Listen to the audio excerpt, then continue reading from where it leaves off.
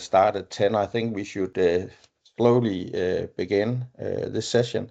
My name is Claus, and I'm country manager at Know-how here in Denmark. And I have the pleasure of having Antonio from Embarcadero joining, both due to the release of 12.3, but also hopefully to give some inspirations of what can be done with the new edition. And I think, Antonio, I'll just pass the word to you. So if you will give we will paddle a little until more people comes on. But if you start with a little introduction of yourself, some of them may know you, but we also have new ones coming in, I could see. So the word is yours. First of all, thank you very much for inviting me. I do apologize for my very dark background, but one of my lights is broken, so I don't live in a cave. Just want to leave that clear. Again, thank you for inviting me. A pleasure always to speak with people from Denmark. I've been in a few events in Denmark in the last few years, so maybe some of you know me already. But just I'm going to do a brief introduction about myself. As Klaus has mentioned, we're going to be talking today about the new release of RAD Studio. In this case, it was version 12.3 Athens, but I guess you already know that because that's why you're here. So about it's now available, as you can imagine, version 12.3. And here's a bit about myself. I'm a pre-sales consultant engineer at Embarcadero. I've been in this position for 2.5 years now. But before I joined Embarcadero, I have a very strong background developing Delphi applications, more than 15 years. And something that not a lot of people do, I've been developing as well Linux microservices with Delphi, which is a great tool. Not a lot of people are using it for developing microservices, and it fits very nicely with in the ecosystem. And on top of that, I'm also a full stack web developer. I've been developing with tools like Laravel, CodeIgniter, Bootstrap, Vue, etc. Not a fan of, I have to say. I'm not a fan of front-end development. And I'm a big fan of Docker. I use it for pretty much everything. As soon as I can use Docker, I go with it. So if you like Docker, you're my friend already. So yeah, that's a bit of the introduction about myself. So if it's okay, Klaus, I'm going to kick off with the presentation. Yeah. Yeah, that'll be fine. Just one house rule we talked about yesterday, that you prefer to have the questions at the end of the session. Yes. And it'll be around 45, and then we have plenty of time. And even afterwards, Antonio will be available. So you have all the chances to ask and talk and write after his presentation. But go ahead. Okay. So I'm going to do a brief introduction just in case. I know that most of you will know what RAD Studio is, but we always like to do a brief introduction just in case we have any new customers or people that are not as familiar. And RAD Studio, as most of you know, it's a very advanced IDE for with visual building, which is one of the very few IDEs available in the market that you can design your application visually. And it compiles native applications for Windows, Linux, iOS, macOS, and Android from the same source code. And it's and in C++, you can, at the moment, you can compile applications for Windows. Hopefully that will change soon.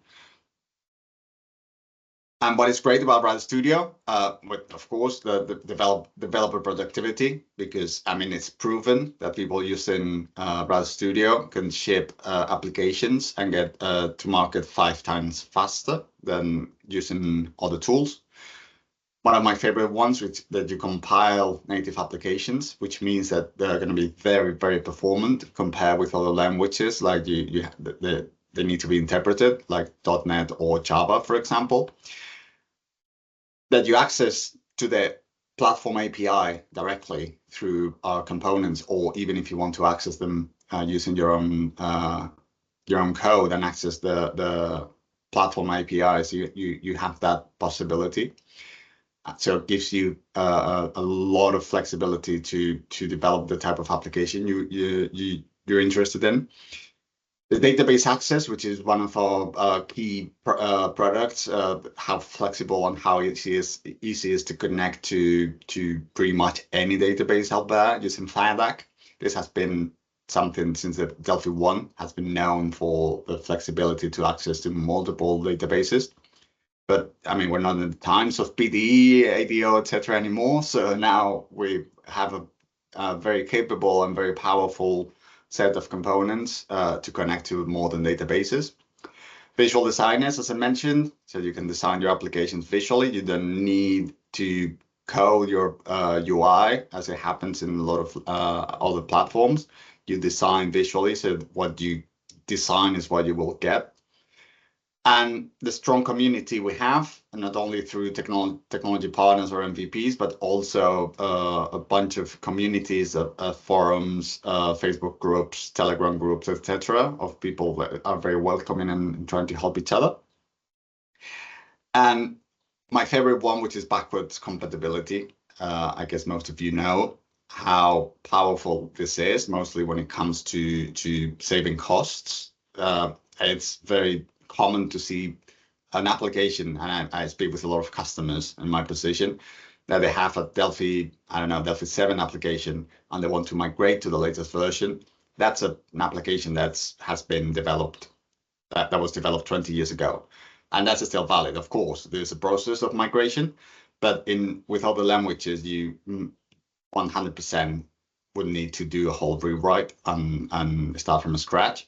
But with Delphi, it's possible to migrate it to the latest version, which helps you to keep your application to be modern and also up to date.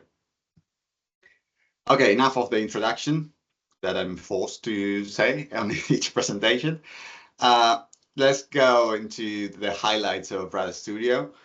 This presentation is primarily focused on 12.3, but I like to do like a brief summing up of the features that we've had in the 12.x series, which includes 12.0, 12.1, and 12.2, just in case you haven't updated yet to version 12. This is a very quick way to know what has been going on for the latest versions. So 12.0 was a mega release. We included a bunch of new features and functionalities on C++, which has been one of the biggest updates for this version.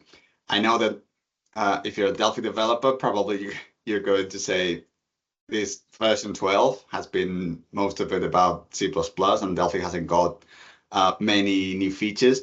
And it's true. This has been a version that has been highly focused on C++, but that's because C++ hadn't been updated for almost 20 years when it comes to the underlying technology. So C++ has had a full revamp, completely updated. We're talking about the biggest update in 20 years for C++. And not only that we'll go into in more detail later. Also, we introduced this Visual Assist, which is another product that we have in Idera.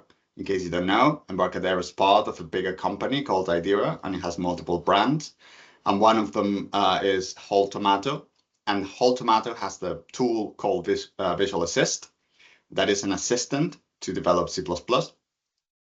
And that was available for Visual Studio and has been migrated to be available for C++ Builder. So now that's included in the product in all editions, and it makes your life much, much easier.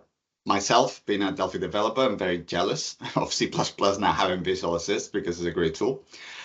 And also the Clang tech, which is the compiler, the debugger, I mean, all the tool chain that is used to compile C++ applications has been completely redone from scratch. So now we have a very up-to-date, almost to the latest version of Clang compiler. That was in version 12. It was released as a preview in version 12, but in 12.1, 2, and 3, it has been finished. We will see in a second. The installer and the IDE has had also multiple new features. We have the multiple device icons now in case you develop FMX applications and you aim for Android and iOS. You probably know how painful it is to develop all the requirements for it to store. You need to create all the icons in a bunch of different resolutions or splash screens, etc. Now we have a wizard that does most of the work for you. There's just a few clicks and then you have everything ready for publishing. We also improved the VCL designers and tools API, FireMonkey, and Skia. Skia is one of the biggest new features as well that was introduced in version 12, which is a whole new render engine for FireMonkey, plus a bunch of other things. In case you're not familiar with Skia, I really encourage you to take a look because it's a very cool new technology introduced in primarily FireMonkey, but also available with some caveats for VCL. TMM anti-edit improvements. In VCL, we also introduced a big new feature, which is MDI and tab-based UIs. Microsoft decided to deprecate MDI, which is a technology they said they're not going to support anymore on Windows 11, mostly in monitors with high DPI or with high resolutions. MDI was pretty much broken. And because we have a lot of customers using MDI applications, we do value our customers. So we developed from scratch a new MDI API. So now your MDI applications will work beautifully on Windows 11, even if you use the styles. Multiple font and screen components improvements as well. Data, we released the JSON data binding. So if you have a JSON schema, then you can automatically use in a wizard to create all the components that will be linked to that JSON. So it creates all the classes for you automatically. Fired execute coding as well. We introduced squids for RAD server, but also as a standard RTL library. Squids is about a funny name. It's a way to obfuscate IDs. So for example, if you use YouTube, probably you've noticed that when you copy the URL from YouTube, instead of an IDE, let's say this is the video 1,000,024, you get a hash of a string, which is letters and numbers. That's an obfuscated ID. So you can do now the same thing with squids. One of the biggest new features in Delphi when it comes to the language, we introduced string literals as well, which is finally you don't need, in case you want multi-line string, you don't need to concatenate every line with quote plus quote plus quote plus.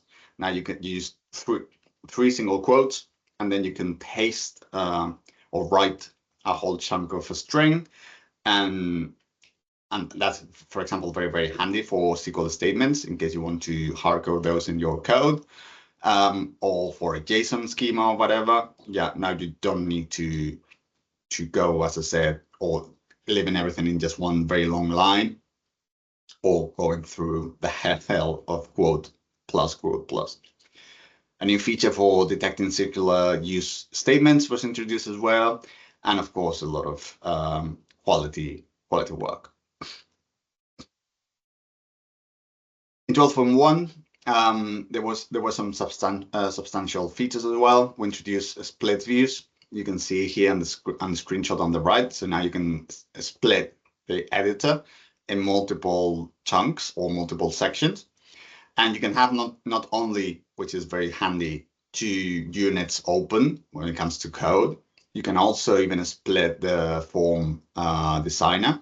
So you can have on the left, for example, your form or your data module, and then on the right you can have the code, which is very handy if you want to be jumping from and creating events and components, and then you can code them directly on the other view. We kept improving. In 12.1, the new C++ builder. We introduced Android API level 34, and quality highlights include a C++ builder Visual Assist integration. It was just finalized because in 12.0 it was a preview, and extensive work in VCL, FireMonkey, runtime libraries, and databases. In 12.2, we introduced web and AI. The main new features were, again, we kept working on C++, so we modernized even more of the new compiler and tool chains. We introduced the first version of the Delphi 64-bit compilers and tools. This was a bit of controversy with this one, because there were only the command line compilers. So you couldn't use them directly from the IDE, but you could use the command line compilers. And also they were available only for enterprise and architect. They weren't available for professional. But as you can see, this was already a foundation for what we were working on to deliver in 12.3 that we will talk in a second. And we introduced our first approach for AI. We named it Smart Code Insight. And what it does is leveraging AI in a very agnostic way. We will see a demo in a second. So you can interact with different LLMs. You can choose which one you want to use based on different reasons you could have. Also, don't use AI whatsoever. Actually, it's disabled by default. You need to activate it, because we have a lot of customers that are very aware about privacy and what's going on with all this code we're sending to the cloud, etc. So we're taking a bit of a conservative approach here with AI, and by default is disabled. We also introduced focus mode and scroll bar annotations. Focus mode is just, as you can see the screenshot bottom right, you literally maximize the unit you have opened, and then you use all the real estate of your screen to take advantage of bigger screens, so you can read all the code and focus on the code. And also you can use split mode in focus mode, so you can have, if you have a big monitor, you can use focus mode and then have 2 units, for example, open at the same time. And the scroll bar annotations, which was a very minor feature, but I do like. Now, you, for example, if you put a bookmark, or if you have an error, or you have a breakpoint, all that information is going to be seen on the scroll bar. So it's built into the scroll bar. So if you want to scroll to something, you can visually spot what it is in a much faster way. And one of the biggest new features of 12.2 was web stencils, which is a library that allows you to create very rich websites with RAD Studio. It's not a component based, so it's not like if you're familiar with VCL, it's not a drag and drop type approach. We're following more a template engine approach, which you must code your HTML templates, and then you reuse that on your Delphi or C++ builder application. We don't have time for a demo today, but you can find plenty of information. I even wrote a white paper about web stencils myself that you can download for free. If you get into our blog, you can find plenty of blog posts I've written about web stencils. And quality, we improved more development, more enhancements on Visual Assist, and quality. Okay, enough of the intro. Now let's get into RAD Studio 12.3. The main new features has been project completion, because as you just saw, we've introduced a bunch of new features in the 12 series. So we're taking quality very seriously, and we wanted to finish all these features before we jump to our next big release. So all this little, all this new RTLs, compilers, etc. We've been polishing all that in this latest 12.3. But even that this was a project completion focused release, we also introduced 2 main features, which are Android API level 35. This is not going to be a requirement until August, but we're already introduced this new API level 35, so customers have plenty of time to adapt to the new Google requirements for the store. And the biggest new feature is the initial release of our first 64-bit IDE, a fully 64-bit IDE. We're going to be talking a lot about this new feature in this presentation, and of course, lots of quality. So the project completions, when it comes to C++, again, lots of quality. we've introduced again in the debugging a new feature for the LLDB formatters, so you can visualize complex data types like STD maps and vectors, etc., in a more optimized way. Because most of them were written in Python, so now we've rewritten them in C++. So there has been a serious bump in performance for the debugging in C++, and we introduced even more compiler performance. We were really proud, and actually in the 12.2 presentation, we talked a lot about performance of C++, because in some of our benchmarks, literally our C++ builder compiler is the fastest in the market in a few specific cases, but the fastest. And in this version, we even tweaked that new toolchain even more. So we have an out-of-the-box 15% faster compiler without doing anything, just using 12.3. It's a 15% faster experience when it comes to compilation with C++. In case you're not familiar with C++ and you're more Delphi developer, C++ is painfully slow compared to Delphi. But it's not because our C++ compiler, it's because of the nature of C++ is a slow compiling language. So speed is paramount and one of the big bottlenecks when it comes to C++ development. And as I said, we have one of the fastest, if not the fastest compiler now after version 12. And even if you want to push the speed even more, now if you use UTF-8 with BOM in your project, so instead of using ANSI, you use UTF-8, you're going to get between 5 and 6 even faster compilation times as well. And a small feature we introduced in C++ is some compatibility additions to migrate from the old RTL, because we're really trying to help and trying to encourage our customers to migrate from the old tool chain to the latest one. And we're giving as many tools as we can to help that migration.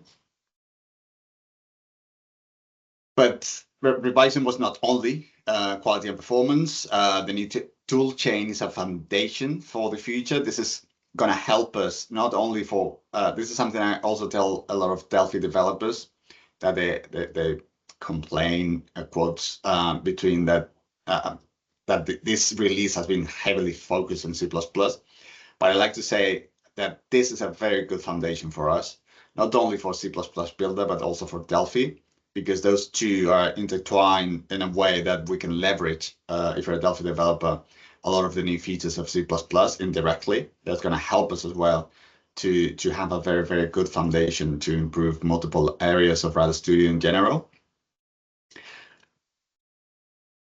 More new features of C++. In the past, it was only the only instruction set available. It was SSE2, which is the standard on Windows, which it's okay. But processors nowadays, they have a lot of new instruction sets. SSE2, it's a standard, so all processors that are compatible with Windows pretty much support that instruction set, but there are a bunch of new instruction sets introduced by Intel, AMD, etc. So if you want to leverage those instructions, now it's possible, so you can change that directly, and we introduced 6 new instruction sets for C++. So you have SSE3, SSSE3, SSE41, and so on. Of course, if you compile for these instruction sets, you need to be sure that the processor where you're going to deploy your application is compatible with these instructions. But this is, again, a massive boost in performance of applications because they're based, of course, on the type of tasks your application is going to be doing. It could be a massive boost in performance in the application. And not only a great optimizer, but it can use not modern CPU instructions. So as I said, we're not only optimize the compiler, we've also let you leverage all these new great features that now our modern Clang toolchain allow us to use. So we're giving you as well that flexibility to be used in your own applications in C++ Builder. More C++, new safety sections. We've introduced two sanitizers. Sanitizers are a way to detect potential problems that you can detect when you're compiling or even when you have your application running. I don't want to go into too much detail about this, but let's say that it lets you, for example, detect potential memory address issues. So you can get a report about potential problems with your application, also undefined behavior. So it can guess about potential problems that could be going on with your applications. So this has been introduced as well, and they're built in with RAD Studio. If you want a very detailed report, we encourage you to use the command line, but the binaries to use the sanitizers are with the product itself. So you can use them out of the box with C++ Builder. So as I said, a lot has been going on in 12.x for C++, lots of quality, debugger performance, assistance to help you upgrading from classic to the modern compiler, even faster compiler performance compared to 12.3. Because one of the main features in 12.2, it was that now the compiler uses all your CPU. So if you have 32 cores, it will use all the cores to compile the project, which is huge on C++. And new instruction sets and two sanitizers. Okay, so enough of C++. And now let's move to RAD Studio in this case, because we're going to be talking about the Smart Code Insight, which is, as I mentioned in the previous slide, is the AI or the AI tool we're providing to be used with our IDE. In case you're not familiar with the Smart Code Insight, it allows you to connect to 3 different online solutions. You can connect to OpenAI, Gemini by Google, or Claude by Anthropic. But we are also providing an offline solution. So if you want to deploy a local LLM in your computer or in the network in your company or your office, you can use Llama, which is an LLM developed by Meta and is fully offline. So it's your choice to decide with which solution you want to work with. Now, one of the new features in 12.3 is that now the chat window supports Markdown. In the previous version, we were just outputting the response we were getting from the LLM, but now we're formatting it in Markdown because it's a standard. All of them return Markdown. So now you can see the code formatted. If something is bold or a list, you're going to see it in a much readable way. And we also have more integration between the chat and the editor. So because in previous version, they were kind of independent, the chat and the integration of AI with the editor. Now they can communicate between each other. And also we're providing a macro. So for you don't need to copy and paste all between the editor and the chat. You can reference, for example, the selection you have or the whole unit. You can use the $, and then that will be converted. For example, as you can see in the screenshot, if you want to send to the LLM your whole unit, you don't need to copy and paste your whole unit. You can reference it using $unit. Or if you want to send exclusively the selection, you can also use $selection. And also you can decide if the response is going to come from, it's going to be sent, sorry, to the chat. Actually, let's see an example. I think all this is going to make way more sense if we see it in action. So let me come here to RAD Studio. And let's open this demo project I have here. If we come here to Tools, Options, and we come to Smart Code Insight, here's where you configure the AI tools for RAD Studio. This I have here this activated, but as in your installation, if you haven't activated Smart Code Insight, this will be disabled because that's the default. So you need to activate it actively. And as I mentioned, we have 4 different solutions. We have ChatGPT, we have Llama, we have Gemini, and we have Claude. In this case, in this installation, I have OpenAI, which is ChatGPT. Another new feature that was introduced in 12.3 is the models. In previous version, you had to type the name of the model you want to use, because in case you're not familiar, these companies offer a bunch of different models that you can use, and they have different prices. So you had to know of the name of the model because you had to literally type it. Now we're offering a drop-down menu that you can select which model you want to use.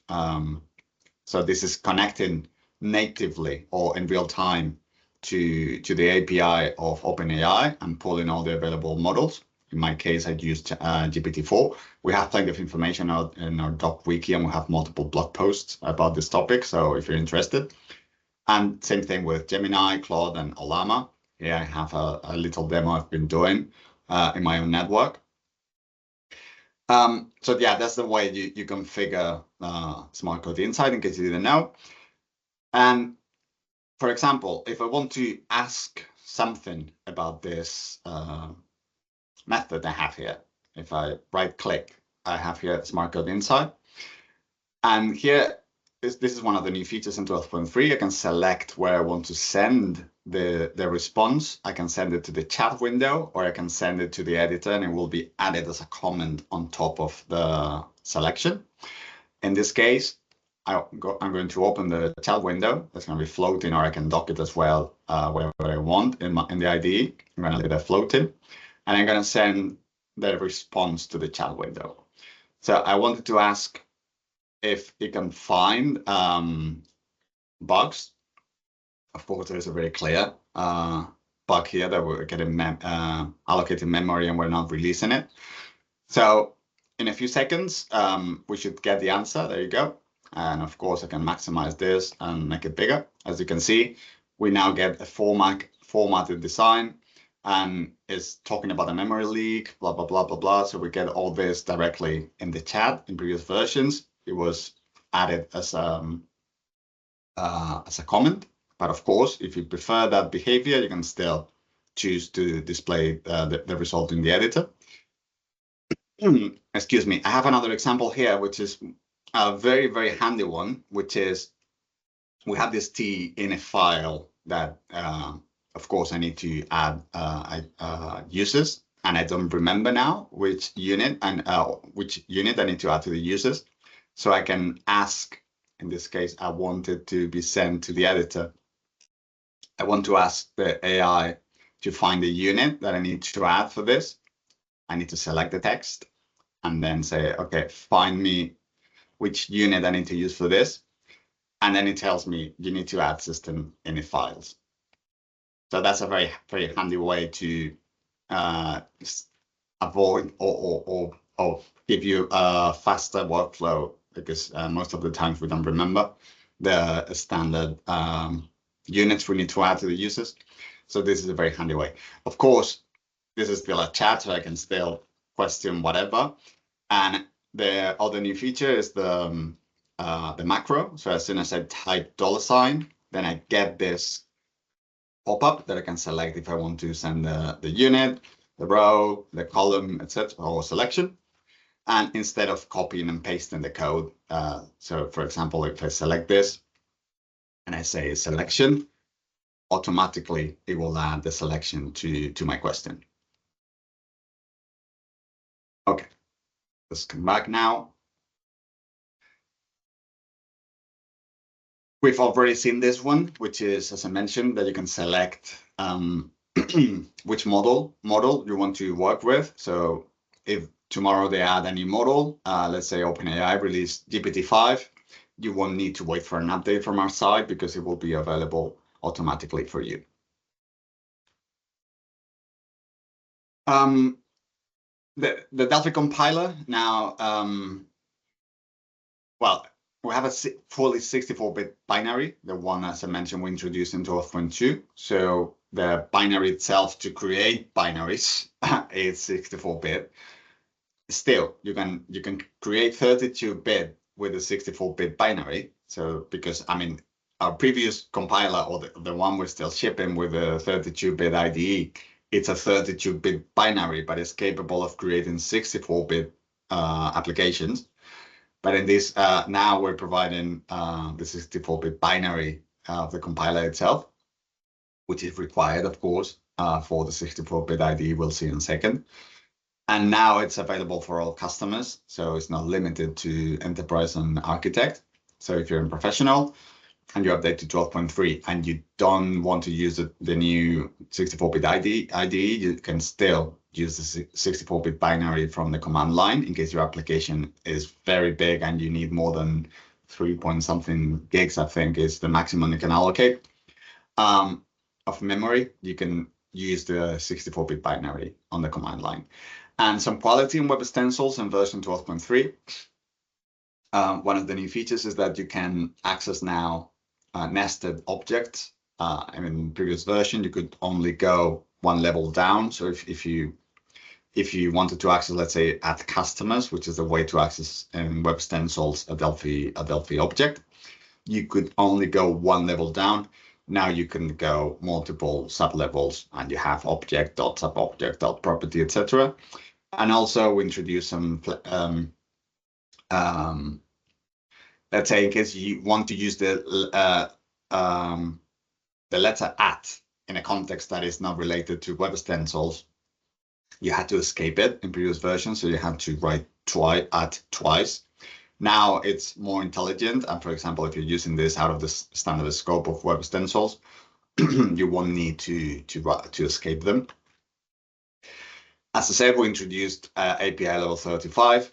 I'm not going to go through all the requirements that were needed to be compliant with API level 35, but of course we updated the NDKs, SDKs, but also we introduced a new compiler option, which allow you to be more compatible with all the versions of Android prior API 29. This is a very, very complex world when it comes to API, to be compliant with APIs for mobile development, as you can imagine, because they change so rapidly. That it's a lot of work to be up to date, and because of course all our customers that are developing mobile applications, they need to be compliant with the store's requirements, because otherwise they cannot upload their applications. So that's why we need to be ahead of time and give enough time to our customers once a new API level requirement is introduced. So we can happily say that Delphi supports state-of-the-art Android development with this new release. Okay, now the 64-bit IDE, which is the biggest new feature we've introduced in 12.3. So what are we delivering with 12.3? 12.3 includes what we've called initial release of our 64-bit RAD Studio IDE. So we're talking about a fully 64-bit IDE now. This has been a huge effort that has been going on for years now. As you can imagine, the amount of things to keep in mind and the amount of departments to get involved in something like this has been a huge effort from all sides. So the key values for in case you don't know what this means, is now you can use pretty much unlimited, virtually unlimited amount of memory now for compiling your applications. We're talking about terabytes of memory, which is, virtually unlimited. But also more day-to-day improvement is now you can use, for example, 64-bit database drivers directly using the IDE. This was a problem, for example, with MySQL. Excuse me. MySQL doesn't provide any more 32-bit DLLs to connect to databases from version 8.4, I think. So now you can use the official MySQL DLLs and connect directly from the IDE and design your application if you want to visually connect it to a database.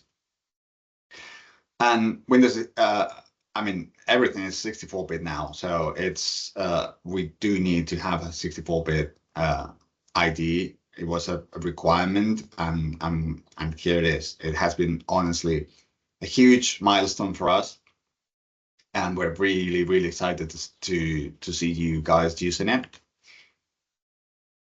How to install it? Because at the moment, the 64-bit IDE is not the default IDE yet. We're still so both are side by side. When you install RAD Studio, actually you can choose if you want to install the 64-bit IDE or not. So it's optional. By default, it's going to be checked, but it's not mandatory. And the default is still a 32-bit IDE. So when you execute the application, excuse me, let me drink some water. When you run the application, it's going to be 32-bit, so the main shortcut in your desktop.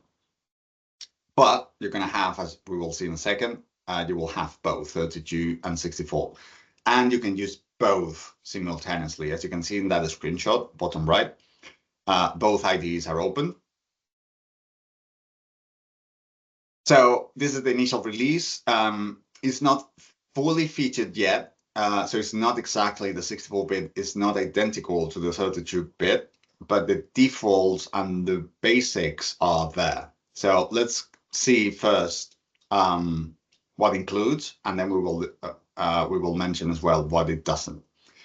So the compiling and debugging with Delphi and C++ are both included for VCL and FireMonkey, but the only platforms available at this moment are Windows 64 in Delphi and Windows 64 Modern in C++. So FireMonkey is available, but only for Windows 64. The form designer works both for VCL and FireMonkey. All our components are migrated as well. So all the components you can find in the tool palette have been recompiled to be compatible with 64-bit BPLs. Code editing, debugging, databases, tools API, all that has been migrated to 64-bit, and they're available in the 64-bit IDE. What hasn't been migrated in this first initial release is all the non-Win64 platforms. So you don't have Win32, or for FireMonkey, you don't have Linux, macOS, iOS, and Android. Visual Assist, which was introduced in version 12, couldn't make it, and it's not available for the 64-bit IDE. And also more obscure features, like in case you use ActiveX project, they're not compatible with 64-bit IDE yet.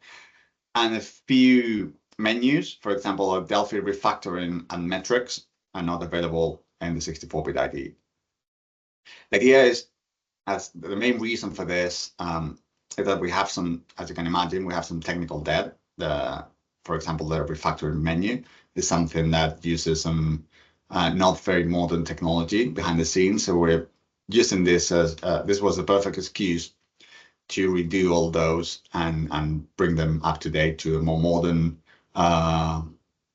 approach, instead of migrating something that it was already kind of legacy and migrated to 64-bit IDE. So what happens if you open a project, for example, that has multiple platforms available, like Win32 or iOS in RAD Studio 64-bit IDE, because it only supports Win64, sorry. So it doesn't happen anything. So it's not going to modify your dproc file or cproc file. What it's going to do is it's going to temporarily hit the platforms. They're not being removed, they're not being deleted, they're going to be hidden in Windows 64-bit IDE.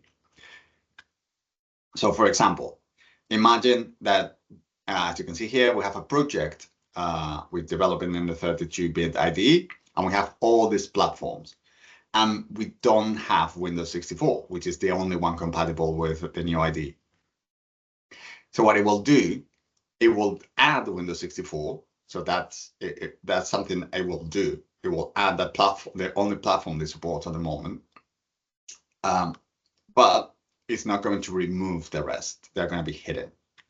Once you come back to the 32-bit IDE, because that's also something that I want to emphasize. once you open a project in 64-bit IDE, doesn't mean that you're not going to be able to open it again in the 32. They're still 100% compatible. So the only thing that it will happen is this, that now in our 32-bit project, or if you open it in a 32-bit, we're going to see that Windows 64-bit has been added, but the rest of the platforms stay exactly the same. So again, I want to emphasize that the platforms are not removed, they're only hidden. And Windows 64, in case wasn't added, it will be added once you open it.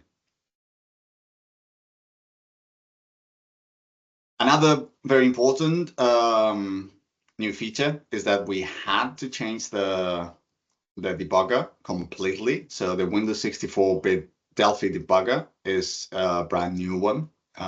We're using one that is LLDB based. It's used exclusively in the 64-bit IDE, so the 32-bit debugger stays the same. It will allow us to, because LLDB is also used in C++, so that will allow us in the future to even step between Delphi and C++ code, which is something that we've never been able to do. At the moment, it doesn't feature much yet. All the features that in the 32-bit IDE are available, but it's very, very close, and the fundamentals are present. So we're talking about more obscure ways of debugging. But of course, you can put a breakpoint and then add watch or see the current values of and evaluate local variables. That works. But let's see a quick demo, because I think that's going to make more sense. At the moment, I have only the 32-bit IDE open, but yeah, I wanted to show you. So this is, if you install the 64-bit IDE, this is how it's going to look on your desktop. You're going to have the 12, which is the 32-bit, the default jet, but you can open the 64-bit IDE. Of course, you're going to have multiple messages saying that you're running the 64-bit IDE. We have that in the splash screen. This is a demo I did earlier. Of course, you can have a message up here telling you that you're running a 64-bit IDE. Also in the About page, you're going to see that you're running 64. And just to prove this 100%, we can come here to the details, and we can see that one is running in 64, and the other one is running on 32. So as you can see, the idea is to have the same. So we're not introducing new features, we're migrating all the new features we have, all the features we have already in 32, we're migrating them to 64. So let's open a project. As you can see, this is the editor, exactly the same. We have all the components. We have also 32-bit. As I said, all our components are fully migrated to 64-bit IDE. And in this demo, what I want to show you as well, something that has been a bit of a pain point for a lot of customers, is connecting to my SQL databases, version 8. In this case, I have a database running in Docker somewhere in my network. So now we can connect to 8.4 databases natively from the IDE. This wasn't possible before because of, as I mentioned, the DLLs are not 32-bit. As we can see here, we're connecting to an 8.4 server, and we're connecting from a Windows 64-bit platform. And of course, I can come here and I can hook this to MySQL. And if we activate the query, we should see now in the IDE the data. As I said, this is only possible using the 64-bit IDE now. Of course, I have more demos. I have Postgres SQL as well, using DLLs, 64-bit DLLs, but just wanted to show. And again, this is a very tricky demo because when people say, okay, the 64-bit IDE, how do you demo it? And I said, it's the same. It's just to prove that it's exactly the same. But all the underlying technology is 64-bit. All the components are 64-bit. All the tooling is 64-bit. So I just want to emphasize the massive effort that this implies. Mostly if you're a developer, you know the implications of migrating a bunch of different bits and pieces from a project like this massive IDE to migrate it and make it work natively in 64-bit IDE, and it's here. Again, this is only compatible with Windows 64 at the moment. Of course, this is going to change in the future, but this is the initial release that in case you're aiming for exclusively Windows 64-bit applications, we really encourage you to try it and test your application. Now we're going to talk about the other bit that probably you're wondering, what happens with third-party components. I'm using, I don't know, TMS or DevExpress or whatever. What fast report, etc. What happens with all those components? Because that's something we need to keep in mind. RAD Studio and Delphi specifically has a huge community of third-party components. And those components have been developed for a 32-bit IDE. So those now must be compiled for 64-bit. So they're compatible with the 64-bit IDE. And I'm talking about not only the visual components, let's say grid or planner or something like that. I'm talking also the non-visual, but you can drag and drop on your project. Those need to be recompiled and so they're compatible with 64-bit. Most of the components from third parties already support runtime 64-bit IDE, and we know that the most popular ones they have already published a compatible version. So you can, of course, you need to check which ones you're using. But we have lots of third-party components already compatible with both 64-bit and 32. In case you have custom components, you will have to recompile them so they're visible in the 64-bit IDE. We also try to make it as transparent as possible. So most of the settings are shared. So the look and feel, the open recent, all that is compatible, are the same between 32 and 64. So it's not like two full independent installations. But all the crucial bits, which is, for example, the ID, as you can see here in the registry, we are splitting which components are available for 64 and which ones are available for 32. So you can have a different set of components for each ID. But the rest of the features or the settings are shared among the two IDs. So this is extremely exciting for us. This is one of the biggest milestones we've accomplished in Embarcadero in the last 20 years, probably. And we're really, really excited to carry on and keep improving this initial release. It's available for all editions, so Pro, Enterprise, and Architect. And I love that you can use both, and you can have both open at the same time and play around and test your projects, etc., without a breaking change to say once you migrate to 64, you cannot come back to 32. Okay, because I'm running a bit late, we're gonna go through this last slides very quickly. We also introduced a lot of quality in Delphi LSP. We addressed some bugs that were reported in our quality portal. We're also providing a 64-bit engine that runs independently of the Delphi LSP. Visual Assist, again, we patched version 12.2 that comes already by default with 12.3, and a bunch of IDE minor tweaks we've introduced, like, for example, the caret now can be colored, or if you wanted to have it purple, for example, you can change the color of the caret. And only exclusively in quality, we've resolved around 120 issues that were reported. About Delphi LSP, we know that it's not in the best shape. We're very aware of that, and we have a lot of customers reporting cases with issues with Delphi LSP. It's one of our top priorities at the moment, and we're hoping that for the next major version, we're going to follow a different architecture for Delphi LSP. So hopefully that will will fix most, if not all, of the problems. So as I said, we're very aware that not all the customers, but some customers are experiencing issues with Delphi LSP.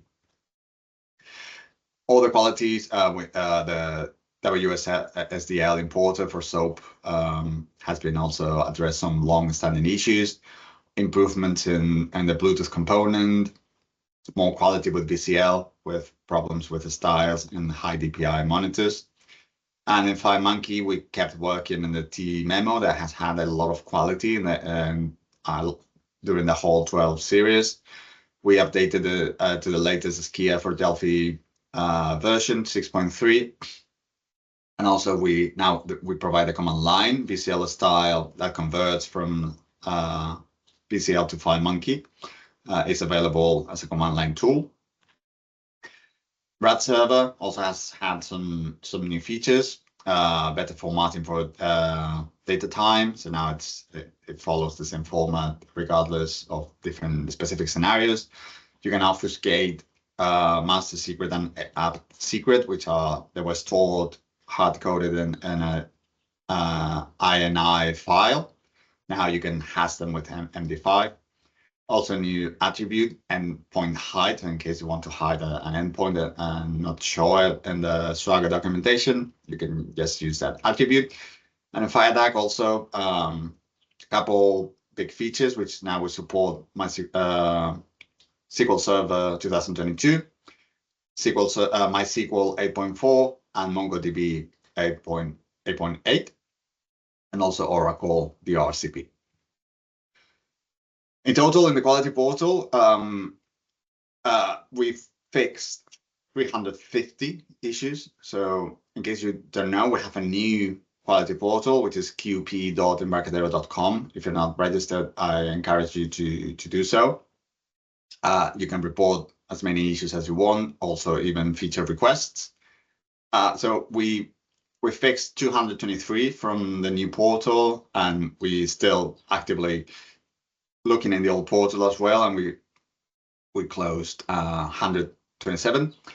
And from public feature requests, we introduced 19.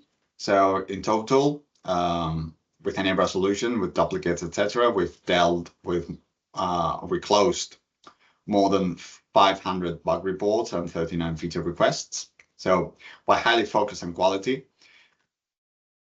And this is just a summary we've been talking about.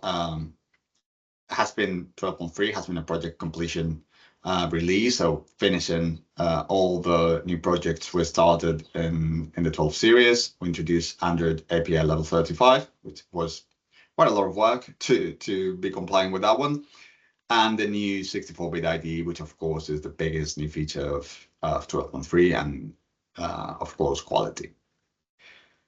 I just want to mention that Antonio, we have only 2 minutes left. Sorry. And what you don't know is that you already promoted next week's where we have a webinar 64-bit IDE tips and tricks. I just wanted to mention that. But we can have people leaving now. I have been looking into the chat, and so far I can't see that there's anything there, so that's a good thing. Okay. But you have 2 minutes left, and then you can end it. But thank you a lot. You can run through the rest. Now I have passed the information I have to give. Yeah, no problem. Sorry, I could speak for hours. No problem. That's good. It's very interesting. But I could also see that you are near the end of the presentation. Yeah, I was literally 2 slides. So, okay, let me quickly. This is my email. You can see it there. We're not going to have much time for Q&A, but feel free to send any questions. But if you have any questions and you want to pick me directly, please, you have my email there. So feel absolutely free to. There's actually one now from Reggie. Has the support for spatial light been improved? Not that I think of. I don't know specifically this one, but if you send me an email, please, Rike, send me an email and I can speak directly, because I mean there has been a lot of quality work as I mentioned, there have been more than 500, so I don't know all the very specific ones. But send me an email and I can dig some information for you. She says thank you, and Okay. I guess she will. And on that notice, we reach 11 o'clock.